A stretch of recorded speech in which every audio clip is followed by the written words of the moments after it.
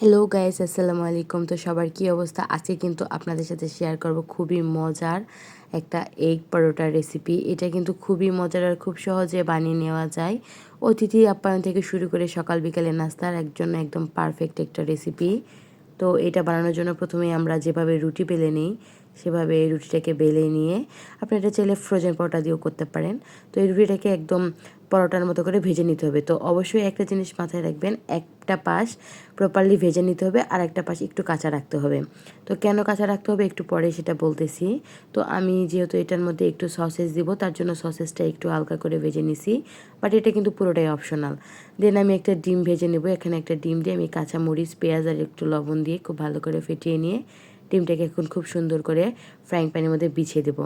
তো এই ডিমটা এখন ভাজা হয়ে গেলেই কিন্তু এই ডিমটার মধ্যে যে আমরা পরোটাটা ভেজে রাখছিলাম সেই পরোটাটা দিয়ে দেবো। তো যে পাশটা বেশি ভাজা হয়েছিল সেই পাশটা কিন্তু আমরা এখন এই ডিমটার উপরে দিয়ে দিয়ে খুব সুন্দর করে এখন ডিমটা ভেজে নেব। ভেজে এই তো পরোটাটা উল্টায় দিলাম।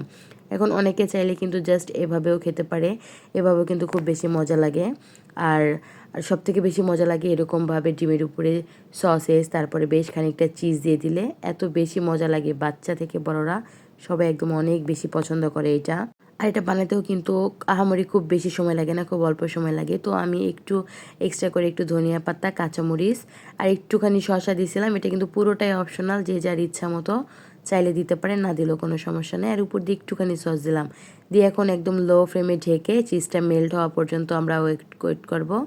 তো এরপরেই তো আমার পরোটাটা কিন্তু হয়ে গেছে। এরপরে আমি এখন দুইটা খুচুন বলে অনেকে, আমাদের এলাকায় বলে ছুনি, তো এইটার সাথে আমি একটু উল্টাই নেব। যেহেতু আমি অনেক কিছু দিয়ে নিছি তো একটু সাবধানের সহিত উল্টাই নিতে হবে। তো উল্টানোর পরে কিন্তু আমাদের এই পাশটা ভাজলেও কিন্তু আমাদের এগ চিজ পরোটাটা একদম রেডি।